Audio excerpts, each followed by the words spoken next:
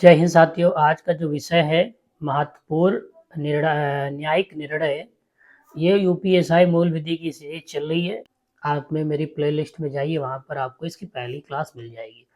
तो क्वेश्चन क्या कहता है, इग्नोरेटिया जूरेस नॉन एक्सक्यूसेट सिद्धांत का क्या अर्थ है। तो इसका अर्थ क्या है, कानून की अभिज्ञता क्षम्य नहीं है। Option number D. कौन से कॉलेज को, जिसे एक अल्पसंख्यक संचालित संस्था के रूप में चलाया जा रहा है, जांच के दायरे में रखा गया था क्योंकि उसे सरकार की ओर से अनुदान सहायता प्राप्त हो रही है थी।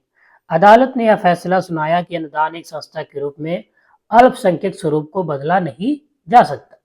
तो ये जो मामला है किस कॉलेज से संबंधित है, तो Saint Stephen College. Option number B.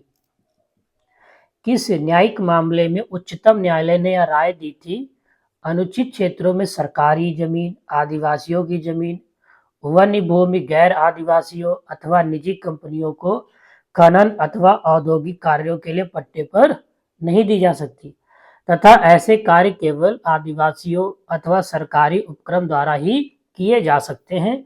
तो ये किस मामले से जुड़ा हुआ टॉपिक है, तो ये समता बनाम आंध्र प्रदेश राज्य। Option number B. बहुचर्चित मुकदमा कौन सा था जिसमें सरकारी अधिकारियों ने शिकायत को मृत घोषित कर दिया। मतलब एक शिकायत करता था जिसको उन्होंने मृत घोषित कर दिया, और उसे अपनी ही मृत्यु के बारे में तब पता चला जब वह बैंक में ऋण अनुदान के लिए गया।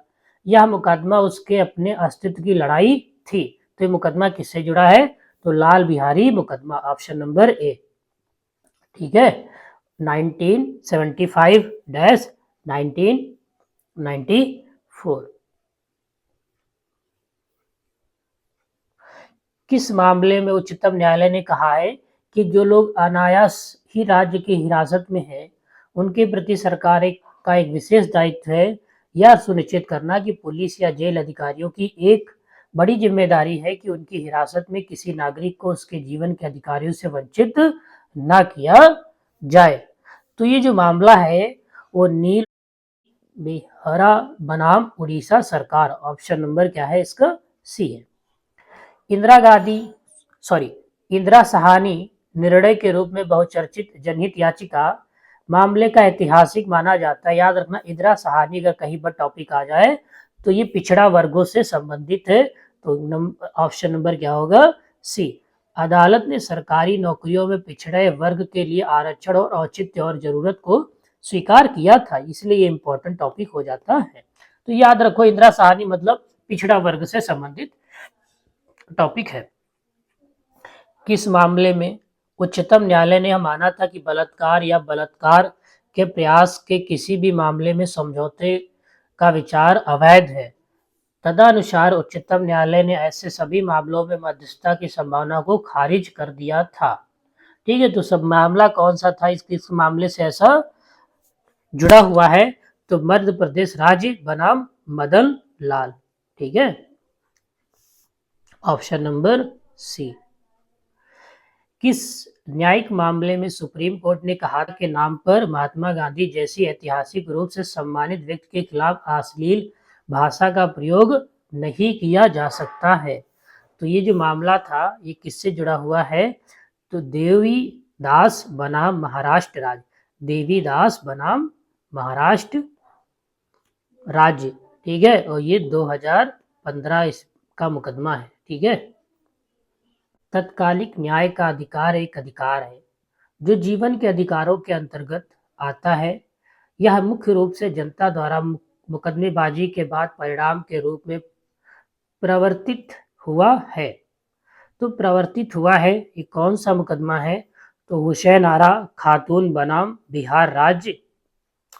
याद रखना, ये बहुत इंपॉर्टेंट टॉपिक है और ऐसे ही टॉपिक एग्जाम में आते हैं। और ये मुकदमा का कब का है, 1979।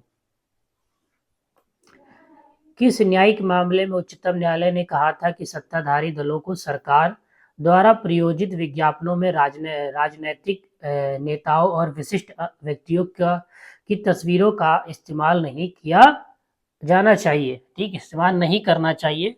तो किस मामले में ऐसा उन्होंने कहा था, तो लोक स्वतंत्रता संगठन बनाम भारत संघ। ऑप्शन नंबर 20 का क्या होगा?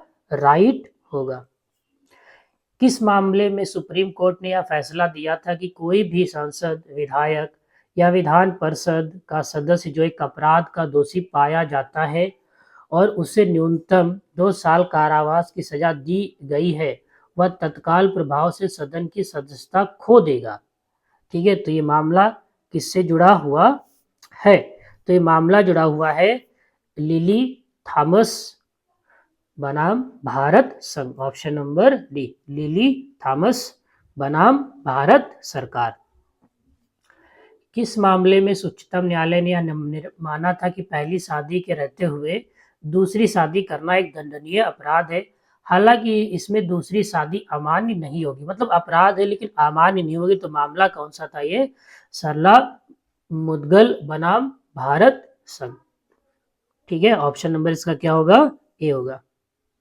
किस ऐतिहासिक मामले में उच्चतम न्यायालय ने कहा था कोई भी अविवाहित माँ बच्चे के पिता को बिना सूचित किए और पिता का परिचय बिना दिए बच्चे की एकमात्र अभिभावक बनने का आवेदन प्रस्तुत कर सकती है? ये ऐसा किस मामले से जुड़ा हुआ है? तो ये जो मामला जुड़ा हुआ है वो है ABC FC बनाम राष्ट्रीय राजधानी क्षेत्र दिल्ली NCT। ठीक है, ऑप्शन नंबर क्या होगा इसका? बी राइट होगा। वह बहुत चर्चित मुकदमा कौन सा था जिसमें उच्चतम न्यायालय ने यह राय दी थी कि संविधान में संशोधन करने के लिए संसद की शक्तियां स्वयं संविधान द्वारा ही सीमित कर दी गई हैं, अतः संसद इस समिति शक्ति का उपयोग करके अपने आप को असीमित शक्तियां नहीं दे सकती? तो ये मामला जो जुड़ा था मिनर्वा मिल्स बनाम भारत संघ। ऑप्शन नंबर क्या है? बी क्या है इसका? राइट है।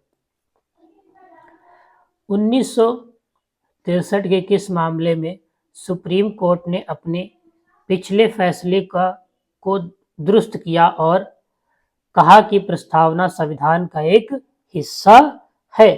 तो ये मामला किससे जुड़ा हुआ है? केशव नंद भारती बनाम केरल राज्य। केशव नंद भारती बनाम केरल राज्य। ऑप्शन नंबर क्या है? Option number B. इनमें से किस ऐतिहासिक मामले में सर्वोच्चतम न्यायालय ने भारतीय रिजर्व बैंक को सूचना के आधार के अधिनियम के दायरे में लिया? तो किस में लिया? किस ऐतिहासिक मामले की बात यहाँ पर हो रही है? तो भारतीय रिजर्व बैंक बनाम जयंतीलाल मिस्त्री। ऑप्शन नंबर क्या है इसका? ऑप्शन नंबर सी क्या होगा? राइट होगा। किसी विवादित मामले में सर्वोच्च न्यायालय की बेंच ने कहा है कि न्यायिक समीक्षा संविधान की बुनियादी विशेषता है और नवी अनुसूची में एक ऐसा अधिनियम सम्मिलित करना है जिसे या जिसके हिस्से को न्यायिक समीक्षा की शक्ति का प्रयोग करते हुए असंवैधानिक माना गया है। संविधान के मूल ढांचे को नष्ट करना और नुकसान पहुंचाना है। तो मामला किससे जुड़ा हुआ है? मामला जुड़ा हुआ है IR कोहेलो बनाम केरल राज्य। ऑप्शन नंबर क्या है? ऑप्शन नंबर ए इसका राइट होगा। तो वीडियो अच्छा लगा हो तो ठीक है, सब्सक्राइब कर लो प्लीज़ और लाइक कर दो। फिर अगली क्लास में मिलेंगे। जय हिंद, जय भारत।